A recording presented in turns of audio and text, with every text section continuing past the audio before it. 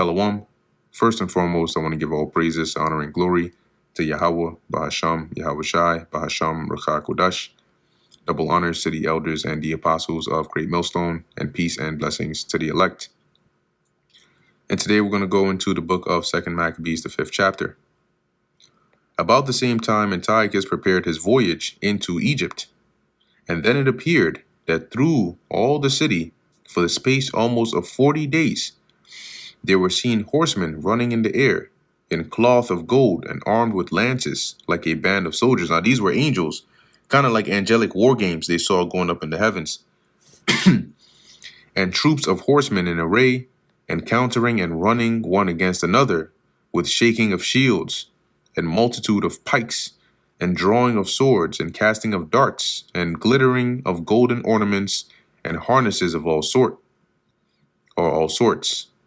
Wherefore every man prayed that that apparition might turn to good. So they were afraid, and seeing those things, they were hoping that that would be it would be a good sign, right? Because that's a scary thing. Now, when there was gone forth a false rumor, as though Antiochus had been dead, Jason, remember he had fled into the land of the Ammonites, took at the least 1,000 men and suddenly made an assault upon the city. And they that were upon the walls being put back, and the city at length taken, Menelaus fled into the castle, and that castle was the stronghold that was built in Jerusalem to where Antiochus set up a garrison over there. So he flees over there. Jason is basically assaulting the city now because he thinks Antiochus is dead. But Jason slew his own citizens without mercy, not considering that to get the day of them, of his own nation, to get the day of them is another way of saying to, basically to kill or to win against your own nation would be a most unhappy day for him. It's no win at all. And it would work against him. But thinking they had been his enemies and not his countrymen whom he conquered. So he basically was like looking at them as his adversaries, his foes. Howbeit, for all this, he obtained not the principality. He wasn't able to gain power. He thought he could take it over and then rule it. But that's not what happened. But at the last received shame for the reward of his treason, and fled again into the country of the Ammonites. He went there, he didn't succeed, he fled back into the land of Ammon. In the end, therefore, he had an unhappy return, being accused before Aretas, the king of the Arabians, fleeing from city to city. So he basically was on the run, pursued of all men, hated as a forsaker of the laws, and being had in abomination as an open enemy of his country and countrymen, he was cast out into Egypt.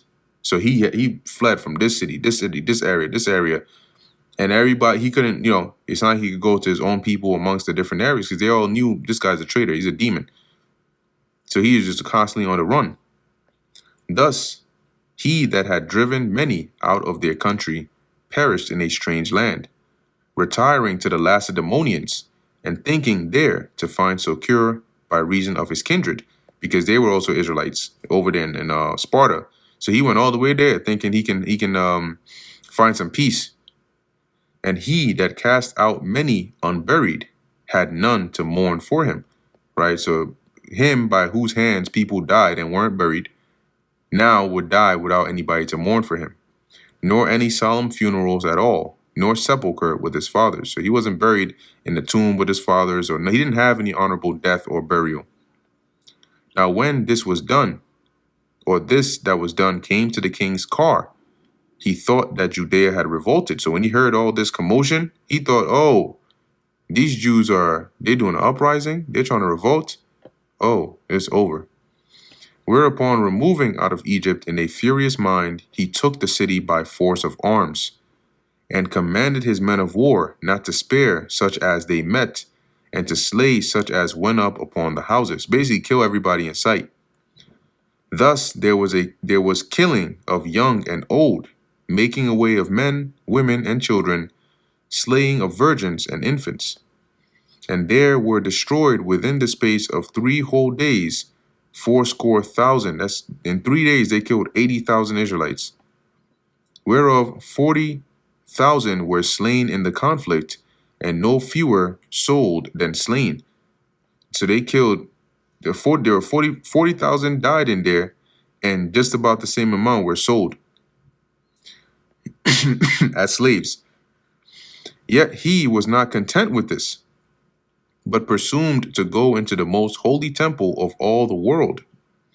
Menelaus, that traitor to the laws and to his own country, being his guide, this damn demon, leading him. He led him in there. Yes, yes, you can have this and that, and oh, they store all the good stuff over here.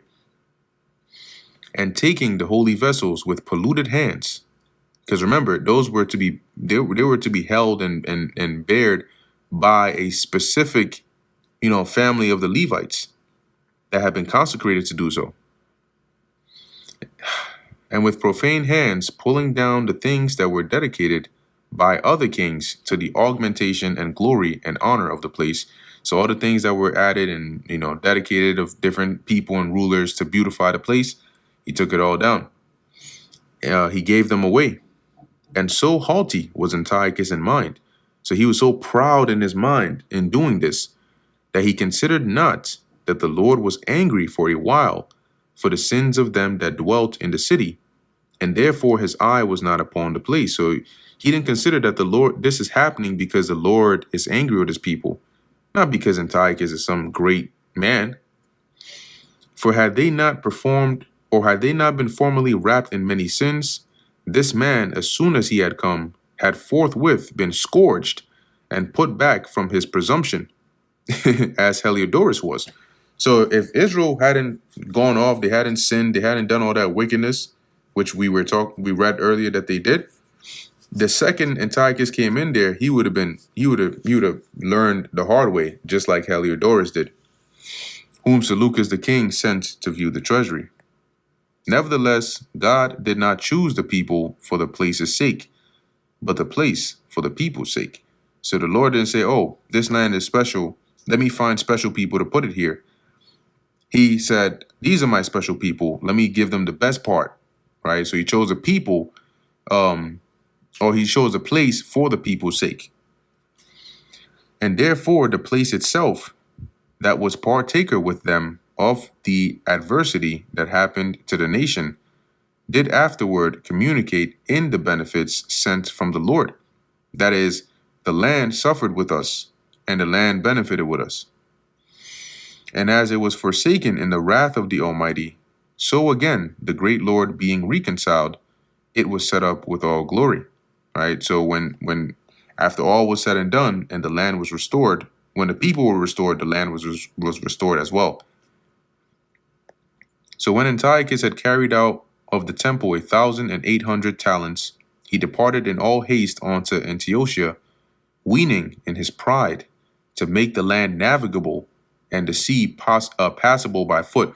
This guy was so proud in his mind, he felt like he can make boats navigate on land and make the soldiers, walk on foot on water, basically make passages on water. Such was the haughtiness of his mind. No wonder he gave himself the epithet of Theos Epiphanes, God manifest. And he left governors to vex the nation. As at Jerusalem, Philip for his country, a Phrygian. So Philip, a Phrygian, was a governor at Jerusalem. For manners more barbarous than he that set him there. So this guy was more of a demon than Antiochus himself that appointed him.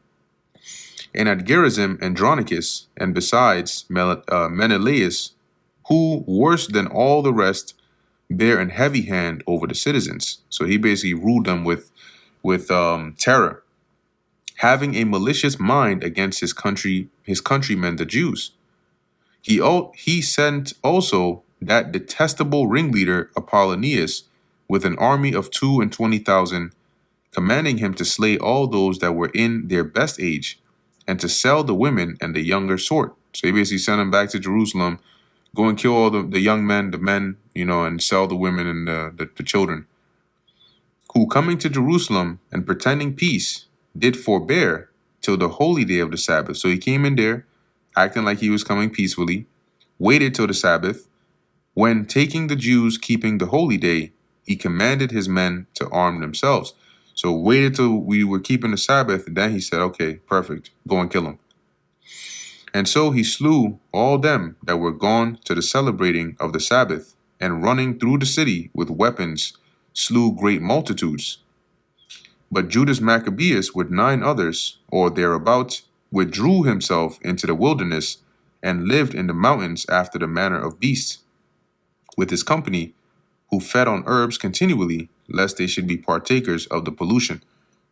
So that they wouldn't be polluted, right, or be affected by the wickedness that was going on in there. They basically had to retreat into the wilderness and then consume of the herbs. And that brings us to the end of the book of 2nd Maccabees, the 5th chapter. Lord willing, that was edifying to the elect. In closing, I want to give all praises, honor, and glory to Yahweh, Bahasham, Yahweh Shai, Bahasham, Racha Kodash. And until next time, Shalom.